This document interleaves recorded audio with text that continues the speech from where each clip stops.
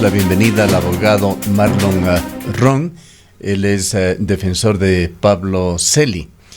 Al tiempo de saludarle, abogado Ron, quisiéramos refrescar imágenes de el pasado reciente que han marcado un camino bastante problemático, tortuoso, polémico del actual contralor renunciante Pablo Celi. Fue finales de mayo del 2017 cuando el aún Contralor General del Estado, Carlos Pollitt, salió del país, dejando la destitución del entonces subcontralor Pablo Celi, a quien en este video se le observa rompiéndola. Este tema es parte de lo que está siendo investigado en Ecuador para tratar de determinar la situación legal de la Contraloría General del Estado. Luego de esto hay mucho camino que se ha recorrido hasta llegar a la situación actual con el caso Las Torres, en el cual ha sido involucrado el contralor subrogante Pablo Celi. Vamos a tratar de conocer mayores detalles sobre esto, cuál es el punto de vista de la defensa, cuál es el punto de vista de Pablo Celi sobre las graves acusaciones que están pendientes en su contra. Adelante, abogado Ron. Su micrófono tendría que activarlo, por favor. Buenos días. Buenos días. Muchas gracias por la entrevista. Solamente una aclaración. Sí. Mi nombre es Marcelo Ron. No soy Marlon Ron. Le pido disculpas, nos han pasado no se mal preocupe. El dato. Abogado Marcelo Ron. Gracias.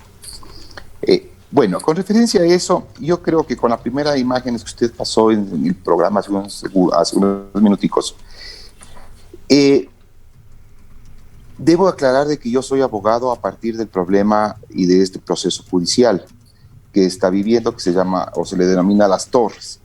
Anteriormente he hablado con Pablo con referencia a la primera parte de su nombramiento y todo, y lo que él me ha sabido manifestar es de que esa orden o esa acción de personal a la cual él rompió era una acción de personal que la estaban poniendo a destiempo y que no existía realmente, ya que la orden original se encontraba en talento humano de la Contraloría General del Estado. Sobre esto inclusive me indicó que ya ha habido un proceso judicial que ha llegado a casación y obviamente se le declaró la validez del nombramiento de él.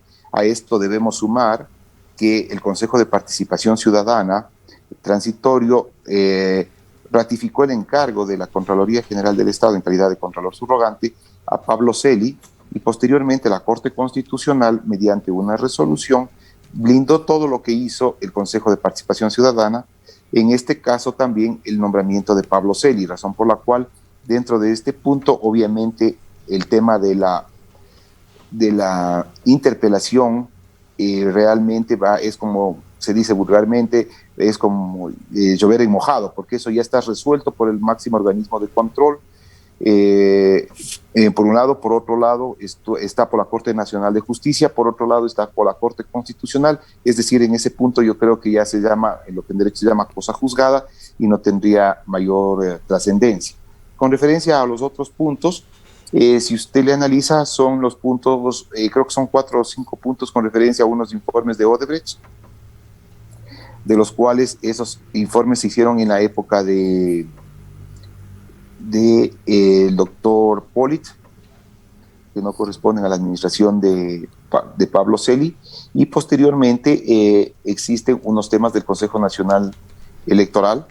En ese caso, en el uno es cuando solicitó que se eliminen del registro de partidos políticos o movimientos políticos a varios grupos, y el otro es después de la segunda vuelta en la cual solicitó que se haga una auditoría al sistema del Consejo Electoral, y esos son básicamente los puntos que existen. En el último punto se quedó eso solamente en una petición que nunca prosperó, y en el otro punto obviamente todos conocemos lo que sucedió al respecto en esta circunstancia, que posteriormente fueron acogidos estos movimientos y fueron aceptados dentro nuevamente del registro. Eso fue todo lo que ha sucedido al respecto, razón por la cual creo que los puntos en sí para censurar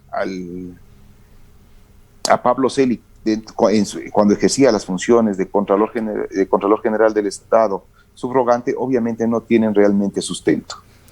Abogado, si me permite también para poner el marco en el cual se llega al momento actual, hay otro hito dentro de esta situación de Pablo Celi como Contralor Subrogante del Estado. Usted lo ha mencionado ya, lo que sucedió con el Consejo de Participación Ciudadana y Control Social Transitorio, presidido por Julio César Trujillo. Allí se empezaba a realizar ya una transformación de varias entidades del Estado, particularmente de aquellas relacionadas con control, y estaba la Contraloría General del Estado. Pero se presentó un proyecto de cambiar a la Contraloría General del Estado en un Tribunal de Cuentas. Entiendo que esto fue impulsado por el propio Pablo Celi, fue acogido por Julio César Trujillo y ese Consejo de Participación Ciudadana y Control Social Transitorio, y así se decidió ratificar a Pablo Celi para que continúe con el periodo para el cual había sido elegido, que incluía hasta el año 2022. Sobre este paso que dio Julio César Trujillo, que ha sido muy criticado desde el ámbito político, quisiéramos un comentario en cuanto a su legalidad. Bueno, tenemos que arrancar por el principio de que el Consejo de Participación Ciudadana vino de una consulta popular. Entonces tiene su origen en la consulta popular, y posteriormente a esto el encargo que realizó, o la ratificación que realizó en el cargo de Contralor Subrogante a Pablo Celi, obviamente estaba dentro de sus funciones. Por lo tanto, esta designación tiene legalidad, y obviamente esa ha sido la razón por la cual desde esa época hasta acá ha venido ejerciendo las funciones de Contralor General Subrogante del doctor Pablo Celi. Abogado Ron, muy buenos días. Desde la defensa de Pablo Celi se ha advertido que todo lo que está ocurriendo en contra de su defendido tiene como causa, digamos, algunos intereses oscuros, digamos así, de grupos políticos, incluso de asambleístas. Se ha llegado a decir, ¿quiénes estarían detrás de este proceso contra Celi? ¿Cuáles serían las causas, las razones? ¿Y usted considera que es posible en estas circunstancias que se puedan tomar la Contraloría, o a través de este nuevo proceso de concurso que deberá desarrollar el Consejo de Participación Ciudadana? Bueno, considero en primer lugar que las fuerzas políticas o los intereses personales que se han venido dando, ustedes lo han venido percibiendo a lo largo del tiempo a raíz de todo este enjuiciamiento mediático que ha habido contra Pablo Celi. Esto sí se ha venido dando a través del tiempo, y han habido ahí las personas, los protagonistas que han salido justamente con este tema de Pablo Celi, y sobre todo el hecho de nombrar un contralor, sea un contralor suplente, sea un contralor temporal, sea un contralor encargado, y quién lo va a nombrar. Entonces ahí es donde que tenemos un tema y un vacío legal, porque el realizar un nombramiento de esta naturaleza significaría violentar el principio de seguridad jurídica y obviamente la ley, porque la ley no estipula ninguno de estos nombres ni ninguno de estos cargos. La única forma que debe existir y que existe legalmente para que se dé esta transición es primero la renuncia, como lo presentó en este momento Pablo Celi, lo presentó la semana pasada. Esta renuncia tiene obviamente el artículo 33 de la Ley Orgánica de la Contraloría General del Estado, indica en forma clara cuál es el orden de sucesión o de subrogación que debe existir en la Contraloría General del Estado, hasta que el Consejo de Participación Ciudadana convoque a un concurso y se designe al titular para esta función del Estado. Ahora, se ha advertido, abogado Ron, que Pablo Celi no podía subrogar en funciones a Carlos Riofrío. ¿Cuál es la situación jurídica en este momento, tanto del señor Riofrío como de la misma Contraloría? Algunos expertos advierten que nadie puede asumir la Contraloría, que efectivamente estaría en acefalía hasta que el Consejo llame a concurso, acelere, digamos, este proceso que incluso se ha dicho podría tomar muchos menos meses de lo que se ha anunciado por parte del organismo. Gracias. Yo discrepo de esas aseveraciones que realizan algunas personas y algunos abogados, en el sentido de que primero no existía ninguna objeción, y no existe en la ley ninguna objeción que le impida a Pablo Celi realizar un nombramiento desde el centro de detención que se encuentra, porque él seguía siendo contralor. Existía, lo que pasa es que hay que analizar un poquito. Él tuvo primero una licencia sin sueldo por 60 días, se cumplió la licencia sin sueldo y luego estuvo con COVID, estuvo en el hospital Eugenio Espejo, y la razón por la cual le dieron una licencia por enfermedad. Posteriormente a esta licencia por enfermedad, él asume las funciones y procede a designar al señor Riofrío como subcontralor general. Y posteriormente encarga la Contraloría a Riofrío para él hacer uso de sus vacaciones que las tenía desde hace, acumuladas desde hace un tiempo atrás. En ese orden de cosas, el nombramiento de Riofrío es totalmente legal y se debería aclarar una circunstancia. Riofrío no es del grupo de trabajo de Pablo Celi. Riofrío no es del grupo íntimo de Pablo Celi o del grupo allegado de Pablo Celi. Al contrario, para tomar esta decisión se consideró a una persona que sea totalmente ajena a la parte política y que sea una persona técnica, y el perfil que se ajustaba a este tema era justamente el del señor Riofrío.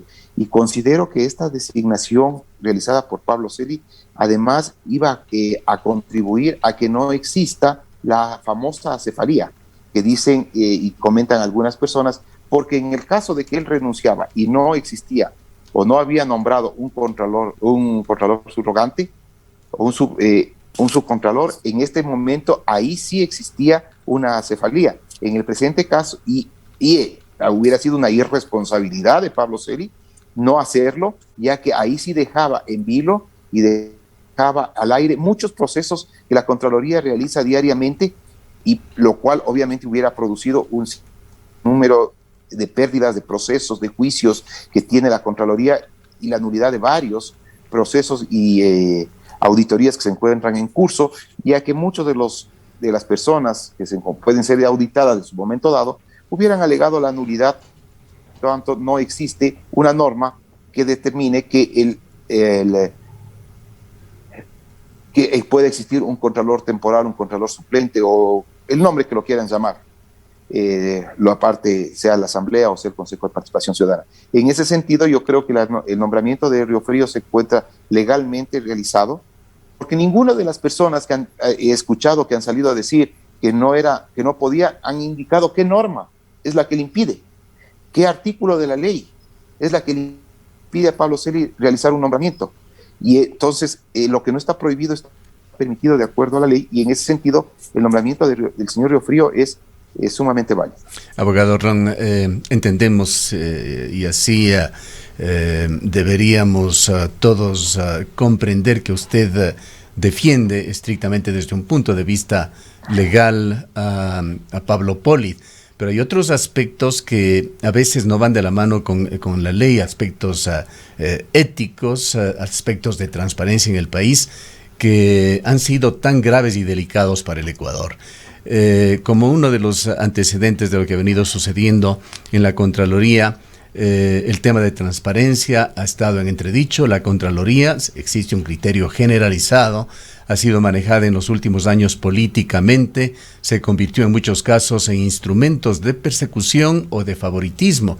Eso dicen, por ejemplo, las decenas, posiblemente centenares de casos de desvanecimiento de glosas.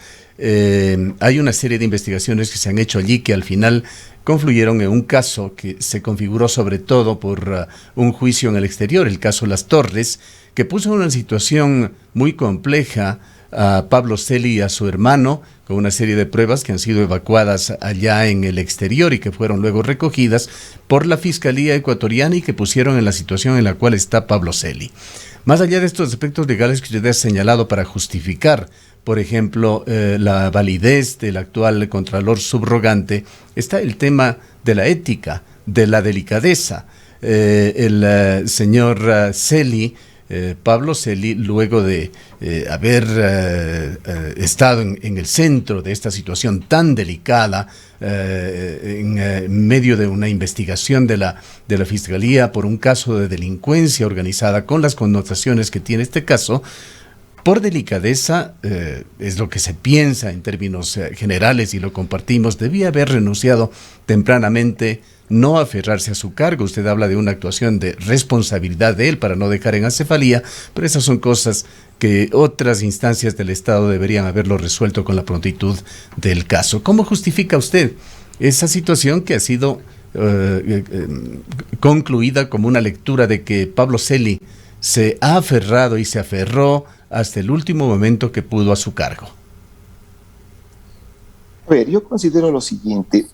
Uno de mis criterios cuando yo asumí la defensa fue justamente decirle a Pablo Celi que renuncie y que la defendamos fuera de su cargo de contralor. Obviamente no fue aceptada en su primer momento por las circunstancias que se venían dando y por cuanto él, dentro del proceso, si usted lo analiza el proceso, no existen elementos en contra de él como tal para que se le mantenga en una prisión preventiva, y la idea de él era asumir la Contraloría, dejar las cosas en regla y renunciar.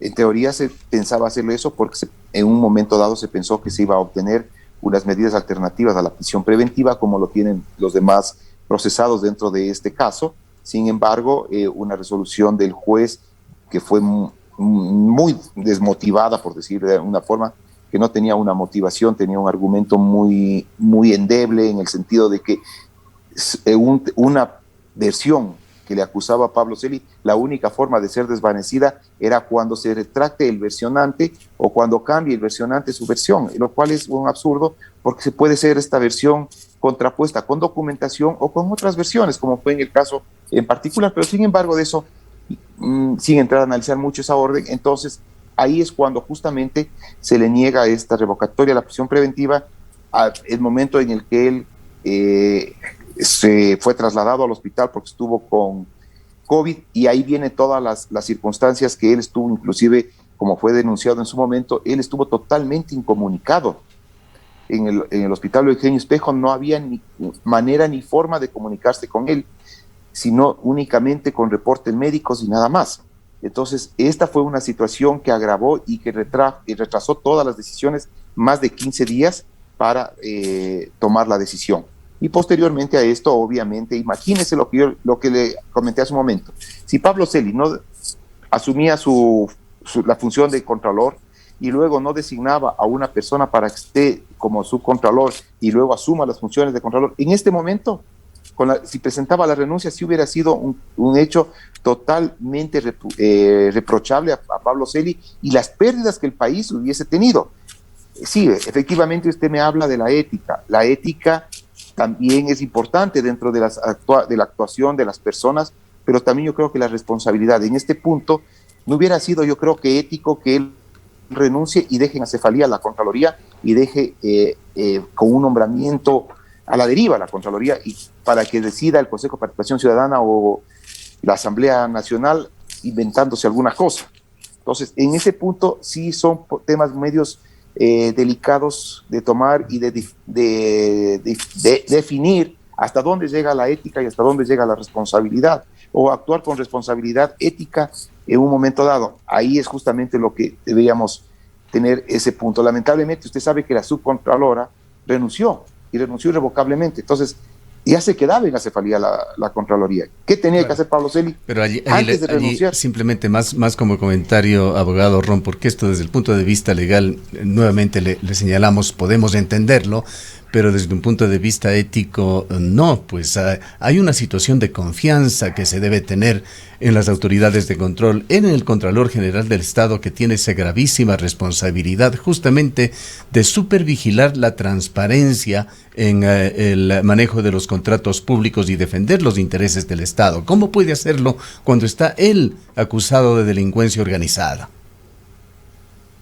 Sí, efectivamente, parte de eso es la renuncia que él ha presentado para poderse defender estando fuera del y para preservar la institucionalidad. Lamentablemente vino un poco más tarde la renuncia de lo que hubiese sido lo ideal, digamos, pero la renuncia se lo presentó. No se está esperando un juicio político que puede durar todavía un mes y medio más, sino que antes de que esto suceda ya lo presentó la renuncia, es decir, unos 2 meses antes de que pueda darse el resultado del juicio político, en el cual obviamente la destitución o la censura y la destitución pueden venir. Entonces, y este era dañar siempre la imagen de la Contraloría General del Estado. Es por eso que se tomó la decisión, inclusive mucho antes de que sea notificado con el juicio político. Ahora, doctor Ron, ¿cuáles son las expectativas suyas respecto de estos procesos, tanto en el ámbito político como en el ámbito de la justicia ordinaria, respecto de lo que va a ocurrir en estos días con el hoy ya ex subcontralor Pablo Celi? Con referencia a eso, debo indicarle que, bueno, vi la convocatoria del Consejo de Participación Ciudadana, van a conocer el día de hoy la renuncia de Pablo Celi y obviamente, como es de carácter irrevocable, tienen que aceptarla.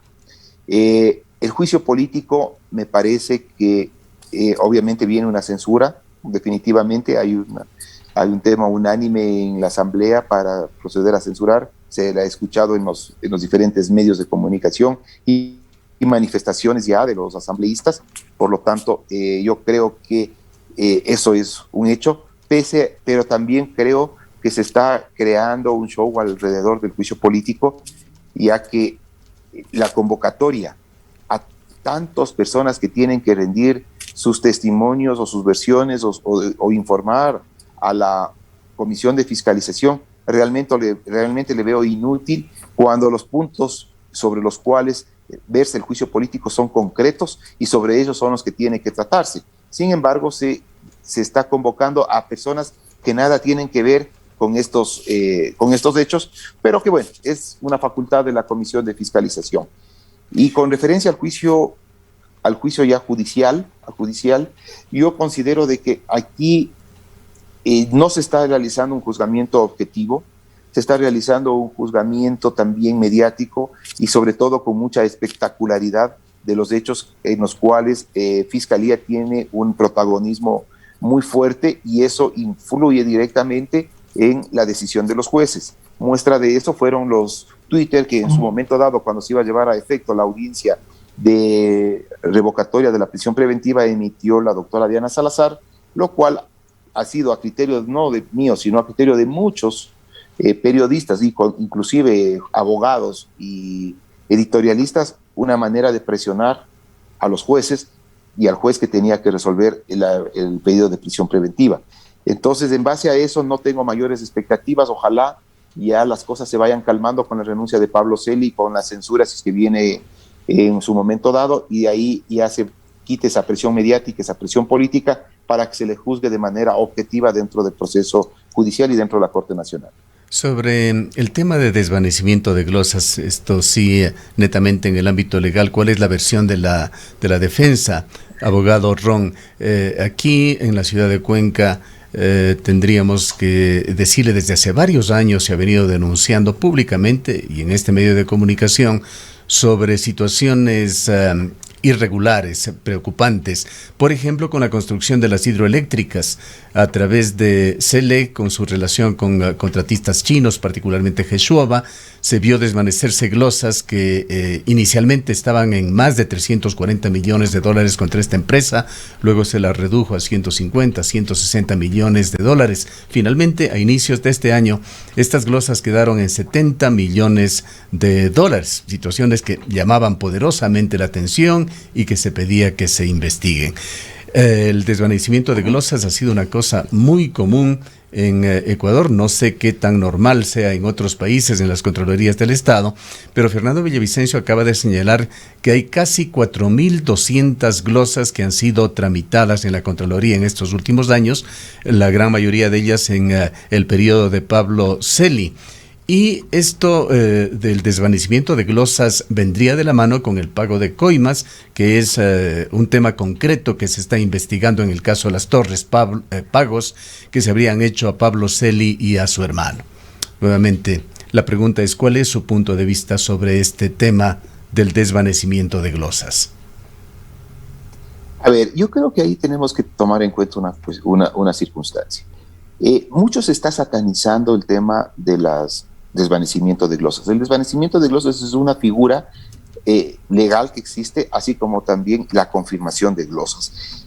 ¿Y qué es lo que? Le voy a poner un simple ejemplo. Hay muchas auditorías que la Contraloría realizan en entidades públicas, en cualquier entidad pública, y muchas veces la empresa o el funcionario público que fue en su momento y que ahora es auditado, no está en funciones y no tiene la opción de presentar sus descargos.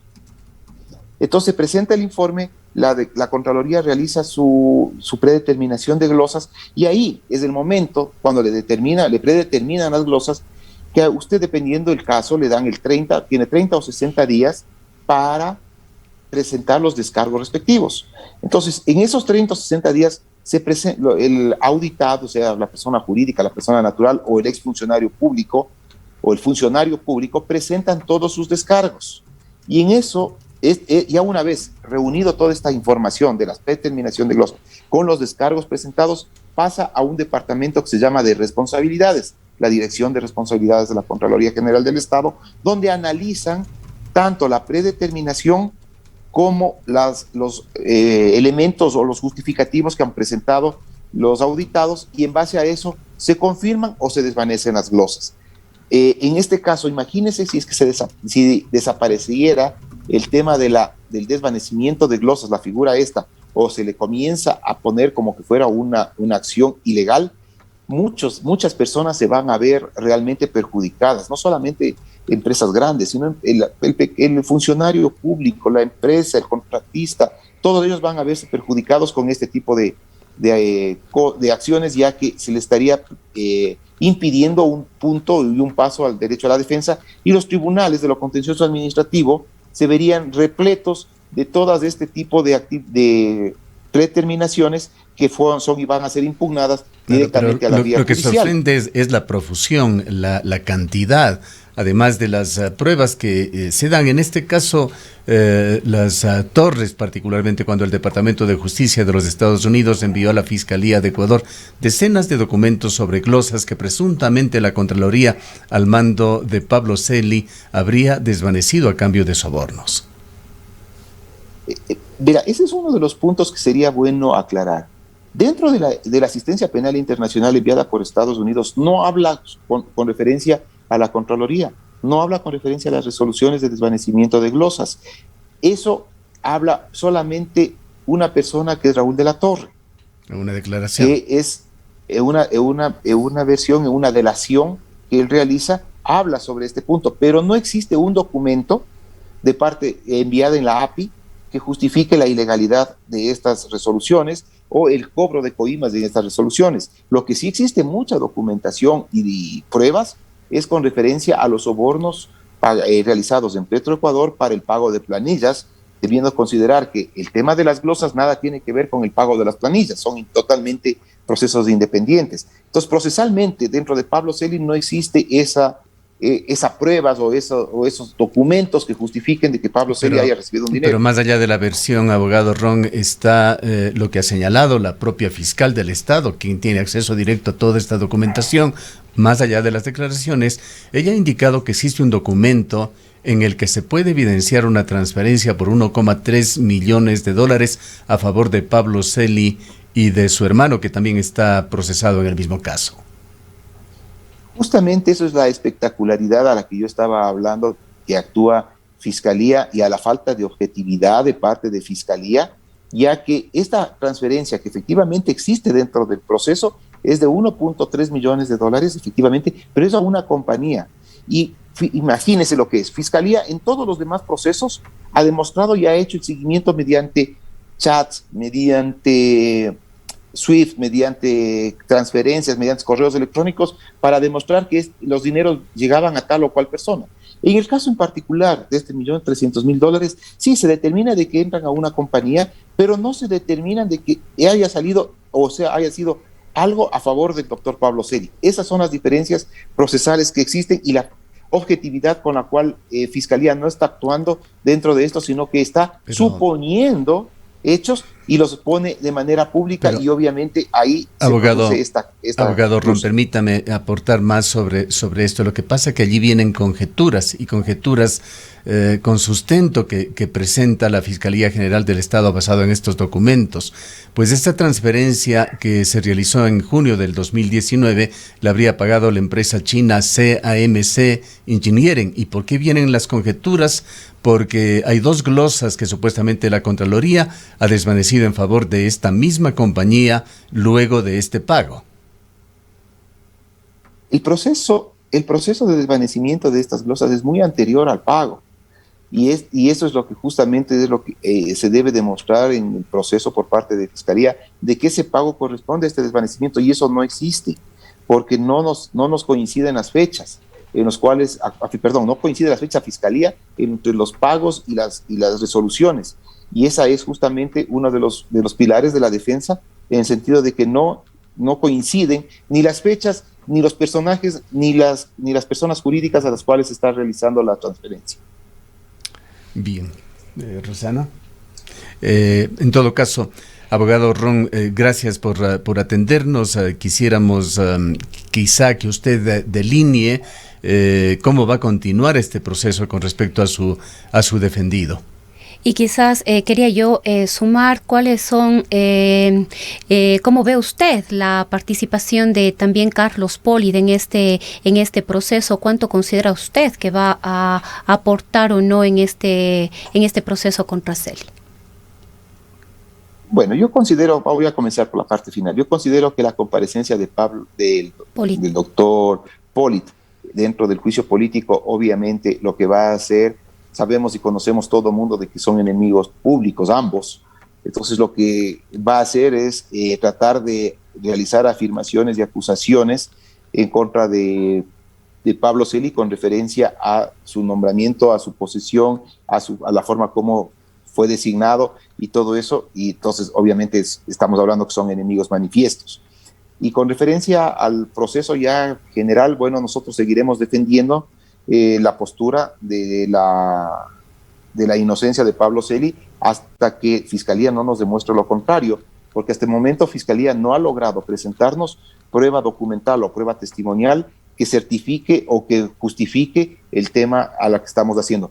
Como bien lo dijo en esta entrevista, solamente realiza conjeturas, pero las conjeturas en materia penal no son lo que sirve, sino las pruebas. Y en ese punto es lo que se debe llegar lo que se dice el proceso penal es objetivo. Ojalá en estos próximos días ya cambiemos el tono de proceso con la renuncia de Pablo Celi y ya podamos avanzar de manera jurídica en este caso. Y el otro detalle en cuanto al contralor subrogante, el señor Riofrío, ¿usted considera y ratifica de que él está legalmente nombrado y que debe continuar allí, mientras el Consejo de Participación Ciudadana y Control Social define y lleva adelante ya el proceso para nombrar a un nuevo contralor? Y le rogamos también en esta respuesta final que nos indique cómo va a seguir adelante este juicio y la defensa suya en particular en favor del señor Celi. Bueno, con referencia al señor Riofrío, obviamente él se encuentra legalmente nombrado. Existe una legalidad en el nombramiento de él y él tiene que continuar. Ese es mi criterio, obviamente respeto los criterios de las demás personas y lo que luego decide el Consejo de Participación Ciudadana o la Asamblea, pero él tiene que continuar hasta que el Consejo de Participación Ciudadana designe a un contralor después del concurso. Eso es lo que tiene que hacerse y eso es lo que debería actuarse para que no caer en posibles nulidades posteriores que le va a afectar al país mucho cuando se designe otras cosas. Y obviamente el proceso judicial vamos a seguirlo tramitando dentro de dentro de los principios jurídicos que nos establece el COIP, la Constitución, el Código Orgánico de la Función Judicial. El proceso político se lo está ya planteando, se está preparando las respuestas a cada una de las preguntas o de los motivos por los cuales está llamado a juicio político o las causas, y eso lo vamos también a presentar en su momento oportuno por escrito y posteriormente la comparecencia. Pablo Celi quiere hacerlo de manera personal a la Asamblea para explicar y demostrar todos los puntos de su acusación. Bien, muchísimas gracias por habernos atendido. Han escuchado al Gracias abogado a ustedes. Marcelo Ron, abogado de Pablo Celi.